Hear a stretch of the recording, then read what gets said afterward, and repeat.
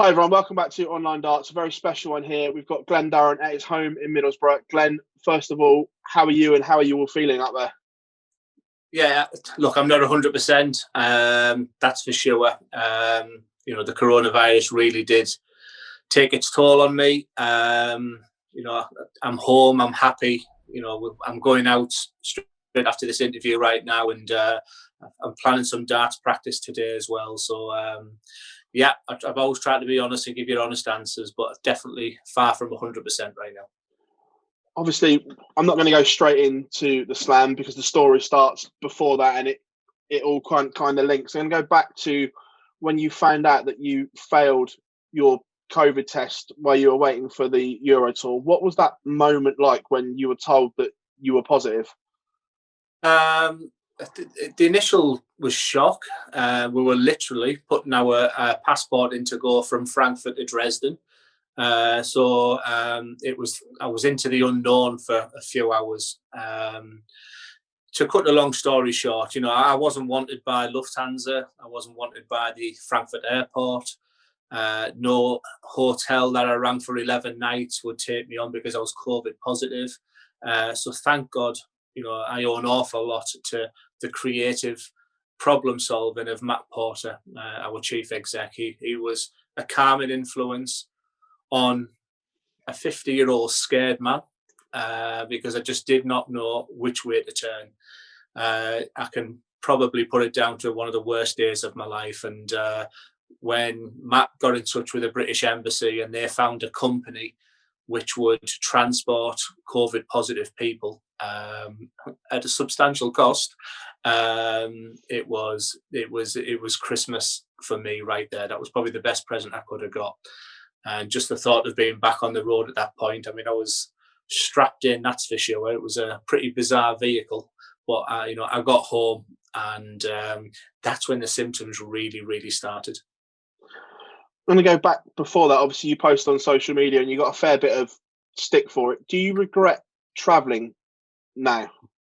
Yeah, definitely, 100%. And when I put the pieces together, I wasn't going for many parts of the day. I won Lakeside 3 times, and 2 of the times I remember just coming home and fatigue really kicked in. The practice going into Lakeside, that week of intensity, and then when you come and meet all the media and you can't hit a big 20 so they can get the cameras on there, my body just shut down.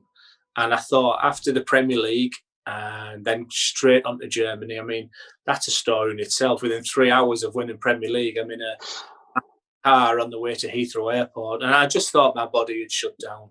I thought it was fatigue. I thought I wasn't well. I didn't think it was coronavirus because I wasn't educated enough about it. But I'm not a malicious person, but I was very, very naive. And in answer to your question, absolutely 100% do I wish I didn't travel. If you turn the clock back, would you have pulled out now then? Obviously, I'm guessing. Yeah. And it's just how do I say this? It's just I didn't want to lose my European top 16 ranking for 2021. So that just shows you how much, the whole PDC, the rankings, probably put my health and like I said, other people's health as well at risk. And, I'm genuinely very sorry. But like I said, I was very naive. Now I know so much about coronavirus. I've read every page on the NHS website because I was very, very poorly when I did get home. So it's, I was very, very naive, and I wish I hadn't travelled. Touching on what you said there, obviously very poorly. Obviously, you and Susan were both very unwell, and I know you've not spoken about it, but what is it actually like having the virus like you had it? Because I know some people are asymptomatic, don't even know they've had it, but you were very ill. Yeah, that flu times 3. So you can say very ill. I mean, there's people really poorly in hospital. So I was just massive headache, incredibly frustrating cough where I even popped a rib with the severe coughing, just total and utter lack of energy. I only ever had the flu once, and it's, I've had 1,000 calls and whatever, and it was, and I've had jaundice as well. So it's by far the worst virus I've ever had. It's the most poorly I've ever been for about 6 or 7 days, even to the point where I rang 111 because I wanted to go into hospital. All I wanted. Well, I don't know if you've ever watched Only Fools and Horses, where he just wants a bottle. He just wants a bottle of Trollop. He just wants something to get. And that's all I wanted. I just wanted someone to give me a magic tablet to get better again, because I was watching the darts, and at that point I couldn't even hit a big 20. I would have 3 darts at the board and then come back down and sweat dripping off my head. It was a very, very difficult period. Then you obviously get the negative to say you're not infected anymore, but I'm guessing even then you still feel weak, no energy and everything like that. And obviously we still see now you're not 100%, as you were well documented. I was bursting with adrenaline when I got the negative call, so I could have ran a marathon really, but I was in a different place. I didn't want to do the walk of shame in the Hilton Hotel, so I got a call of Mac about 8 o'clock in the morning, and I was playing darts against Jan Decker at 2 in the afternoon. Again, in hindsight, I wish I'd got the negative test and then maybe not gone to the Winter Series, and or maybe just played the Friday, Saturday of the Winter Series. But hindsight's a wonderful thing, isn't it? And I made that decision to go, and I was by far not at my best. But I want to make sure at this point that I haven't been totally poor on the dartboard because of coronavirus. I also think there's other things that I'm working on right now, and that goes all the way back to even before the Premier League final, because I was far, far from my best that night. And really, it'll go down as the worst Premier League finals night, averages wise. But look, if Glen Durrant's going to win a Premier League, he does it by fight, determination, and grit, and not with 210 averages. Just 2 things off of what you said there, because it's fascinating listening to you. In hindsight, would you have pulled out the Winter Series then to save yourself because you weren't physically and maybe mentally ready for it? Yeah, definitely. Like I said, if I could just turn back time a little bit, it would be maybe just to have got the negative test and then played the Friday, Saturday, 2 days match practice for the Grand Slam. That's probably what I wish had happened. Was there ever a danger of you pulling out of the Grand Slam? No. And that's, again, just the Grand Slam was the tournament that I showed the world I could play darts, because, the BDO, there's so many just PDC fans that didn't have a clue who I was. And it holds, that fantastic tournament at the Civic Hall in Wolverhampton. The Grand Slam means an awful lot. And I think there's 2 games of darts. I think there's the floor game, where you see some people who are absolutely incredible. Then you've got the stage game, where that's my forte. And I thought I needed inspiration at that point. I didn't know if it was COVID. I didn't know if it was technical. And I thought being on a stage live on Sky Sports would be that spark that I needed. But let me tell you that probably the worst moments I've ever had on a dartboard was the match against Jermaine Wattimena. Also, touching on what you said a minute ago about the technical aspect, Wayne Mardle said it in punditry for Sky. I don't know if you've seen it, but he said, I think his exact words were, there's a technical issue. He's going low and left all the time. Is that along the lines of what is wrong at the moment? I think Wayne Mardle's the best coach in the world, and I will always listen to him. I've taken some technical advice, and it mirrored exactly what I thought. And I'm looking forward now to, we're going out in a minute, like I said. I'm going to put a couple of hours on the board today. I'm hoping it's a quick fix. I've even been watching YouTube videos of when I played Lakeside, when I averaged 107 against Gezi in Premier Leagues, and you don't become a bad player 3 weeks after winning a Premier League title. It's funny. I hope I don't embarrass him again, but Matt Ward sent me a lovely message after I beat Daryl Gurney, and he said, "You're playing as well as anybody in the world right now." I played Simon Willock at the Autumn Series, averaging 118, 4-0 up.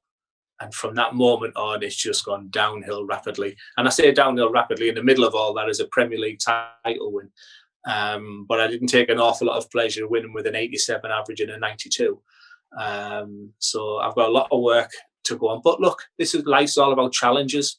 It's easy when you're winning. It's great, them highs. The lows are when you really test yourself and find out who your friends are, people who you can rely on.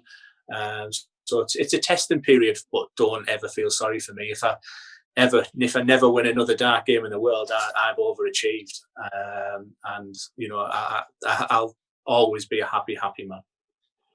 Touching on again what you said there about the coaching element, does that show you how far the sport's come? I know Devon's talked about it an awful lot, and look what he's doing now. You're doing it because you know there's an aspect that's wrong with your game, and obviously dart players can't see what they're doing wrong. So does it take a lot to admit that you need some coaching and some help as a professional? Yeah, I think I watched a golf tournament once, and there was maybe 4 coaches behind them: a putting coach, driving, and a mental coach, etc. So I think darts is getting bigger by the day, and I think it's going to come more and more into the game. And motivationally, you get some fabulous messages off someone like Devon Peterson, who's been an absolute trooper for me. And when you're a little bit low, it's nice to get a message from what I believe is one of the best players in the world right now. So technically, I think I'd only listen to Wayne Mardle, and I think Matt Edgar's going to be a great coach as well. And I had a little chat with him. You don't always have to be the best players in the world to be the greatest coaches, and you can look at the football analogy for that. So now I'm happy to, because my throw is quite manufactured. It's not the way I throwed when I first picked up a dart. When things technically go wrong, people can see and maybe look to improve. Then obviously going back to where we are now, obviously you said you needed to go home, good 5 days. Are you going to be fit and ready for the players, or was it ever a consideration after the slam to miss the players and get fully prepared for the World Championships? Yeah, the intention right now is to go to the players. I feel fine. It's just, I just get out of breath a little bit quicker than I used to. I'm really looking forward to 10 hours on the board, which is 2 hours a day now until the players. So unless something goes drastically wrong in them 5 days, the intention is to play the Players' Championships, then lock myself away for Ali Pali, and that's what I did last year, and that's what I did for the 3 Lakeside wins. It's really nice period actually in preparation for the World Championships. I think any dart player will say that, but I need a confidence boost. And playing Wayne Jones at the Players next week might just give me that, because I think the draw is something like Wayne Jones, Mensah, and Michael. I think it's an unbelievable draw. The Players. There's not one section this time where you can say maybe I fancy Rob Crossy. I think he'll get through that group. It is an unbelievable draw, that Players Championships, and may the best man win.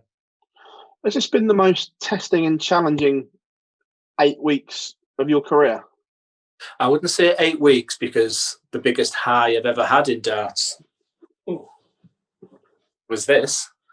The biggest high I've ever had, and that's right in the heart of them 8 weeks. So no, I would say the past 10 days. From the moment I got that negative test until now. But that's, like I said, you're there for challenges. Life would be easy if everything was just going smoothly, and this is but. You get messages as if someone had died. I'm losing a dart game. It's not a problem. I'll find a way. I will 100% find a way to get back to winning ways, and hopefully that's sooner rather than later. Don't feel sorry for me, anybody, because I've had an unbelievable career, and there's still one darting chapter left. I was just going to the good way to end it. Coming on to this, you're Premier League champion. If the prep goes well and the technical issue gets sorted, do you genuinely believe Glen Durrant can go to Ali Pali and become a 4-time world champion? It's difficult. Like I said, if you'd have asked me at the Premier League, if you'd have asked me the date when I beat Gezi Price in Exeter, if you'd asked, you're asking me now right in the heart of confidence issues. I'm not feeling very well. So it's tough to say, oh, in 6 weeks' time I'm going to be I still believe there's one chapter left, and there's only one thing left for me to win, and that's nothing else can beat the Premier League. You know, the match play was always something I identified as the one to win, but the Premier League I would have snapped your hands for. So the whole focus of my darting life now is on Ali Pali, and I still believe there's one final twist. If it's this year, then what a story that would be. Maybe, just maybe, I might have to focus more on next year. But you know, I'm here fighting. I just need some time on the board now, and if I can start getting that double 16 going again, start hitting me 180s, and you know, I'll be back to the very top. So it's just really exciting times right now. This is just another challenge that I'll overcome. Glenn, thank you very much as always, mate. I know you've got a busy day, and thank you for talking to us and opening up. I know you've never spoken about like the COVID situation before, mate. So massively appreciate it. Thank you very much. Anytime, Phil. You're the best at what you do. Thank you.